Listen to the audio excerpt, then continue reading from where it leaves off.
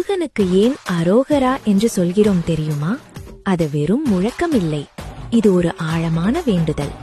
திருஞான சம்பந்தர் ஒரு முறை பல்லக்கில் அமர்ந்து பயணம் செய்யும் போது பல்லக்கை தூக்கிச் சென்றவர்கள் பயணக்களைப்பு தெரியாமல் இருப்பதற்காக ஏலேலோ ஐலசா ஏலேலோ என்று பாடிக்கொண்டு சென்றார்கள்.